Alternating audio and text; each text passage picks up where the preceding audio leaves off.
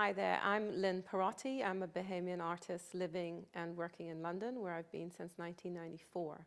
Recently, I've moved studio in October, which has resulted in my being able to paint larger, which is what I prefer to do. It has to do with the type of brush stroke that I like to make, and also with the visceral quality of the paint, the movement of the paint, and the expressive potential of the actual paint itself. So I often sort of look at poetry in my work or stories, and so when it came the time to title this installation, I eventually came up with Tar Baby. Now, Tar Baby is a story from basically from Uncle Remus, and it was told on the plantations. And it's African folklore, and it's about Brer Rabbit and Brer Fox. Now, Brer Fox is always trying to be a cunning fox and trick the rabbit and possibly eat the rabbit. That's the whole point. So he decides he's going to make a tar baby. So he gets a lump of tar, and he dresses it up as a doll and sticks it on the side of the road. As Brer Rabbit's walking around, he sees the tar baby and says, "Good day." And obviously the tar baby doesn't respond. And so Brer Rabbit gets really pissed off. He ends up starting to punch the Brer Rabbit, the tar baby, so that he can get some sort of, hello out of him. And the whole thing ends up with Brer Rabbit getting stuck into the tar. And then the story sort of ends. So we don't know whether the fox gets to eat the rabbit, but we do know that the tar baby sort of signifies a sticky situation. And it sort of, the reason I used it for this climate change project was it is a sticky situation, because the more you punch into the tar, the more stuck you will get. So tar baby is often used to refer to a problem that becomes worse by more and more contact. And so basically I decided to use it to signify what our views are, what our sort of reaction should be for climate change, and what we should be doing about it. So I did 3 paintings, one of which was called Surge, which is all about the movement of the water and the possible feel of a flood in the Bahamas. There was the second painting, which was Plume, which is the flamingo decaying in the mud, which has about a third of the top of the painting has a spill of bitumen, which is tar, basically, suspended in white spirit and turpentine, which then started to sort of suggest the deep water horizon spill, which is obvious because this whole sort of concept of these paintings started to develop around April.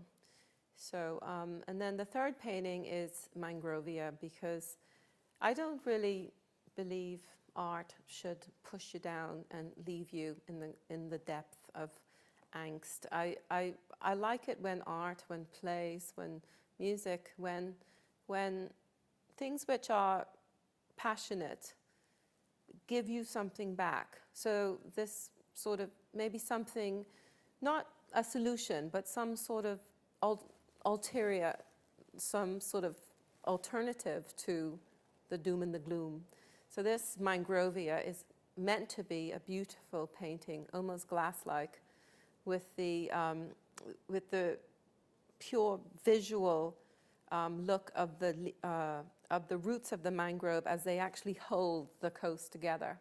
So the perspective of this painting was very important, because it actually shows the roots intertwined into the coast. And it was pretty representational of what I saw when I visited Cat Island recently in April as well. So I then saw the need to have a water level marker to indicate more specifically what what the possible water level rise could be.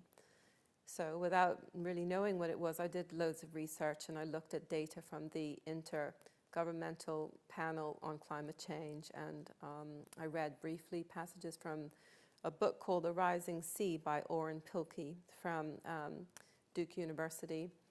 I used bitumen to cover the base of the sea level marker, the water level marker, because I wanted to suggest our usage of oil and fuel and carbon and the whole possible cause of sea level rise.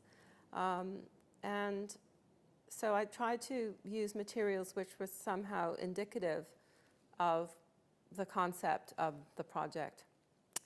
And also, when we were children, I think anybody who's walked on the beach in the Bahamas has got tar on their feet and in their toenails and had to clean it out with mayonnaise. So, you know, I then thought about the possibility of the deep water horizon spill coming to places like Andros and getting into the swamp area of Andros, and how that would affect our water that we use in the Bahamas, because as you know, our water is barged in from Andros. So the whole project started to become enormous to me. So the paintings got large, the water level was life-size, and so I think I have quite a large project. I've always had some sort of environmental issue going on in my painting, albeit sometimes it's not really being seen. For instance, I did a series of paintings called Red Tide, which spoke about red tide and the effect that it has on our oceans and on the fish and on people if you eat fish and shellfish who have been affected by the metals or the fertilizers or the phosphorus or whatever else that we dump into the oceans. So basically in the past I've fought with this concept of having very sort of beautiful paintings, if you like, which were sometimes mistaken as being pretty, with people not really understanding what the real point of the painting was. So for the past 5 years, that's shifted drastically, and I've started to make work which is quite easily demonstrative of climate and climate change and ecological issues, hurricanes, the occurrence of in places like Inagua, and what it has done to the people there, to the landscape there, to the salt industry, and definitely fuel, pardon the pun, for more work. So I actually think to set a topic for the NE5, which is the first time you've done this year, is a very good idea, because it helps to sort of cognify the situation, and also to create a social sort of consciousness around the artists themselves, so that although I wasn't in the Bahamas making this work, I had the pleasure of being there twice this year, and I spoke to other artists and I tried to get engaged in what was happening there as well, because art is always more powerful when there's a collective response to a topic. So I think that this has been a very good idea, and I'd like to see more of it, and hopefully some sort of reaction to it. For instance, the building of more sidewalks in the Bahamas, in Nassau, so people can walk places.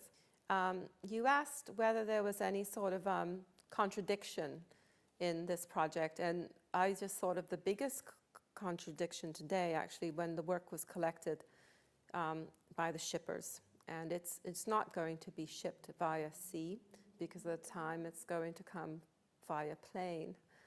So obviously it's not a good carbon footprint for me. And every time I go home, I'm amazed at the growth in Bahamian art.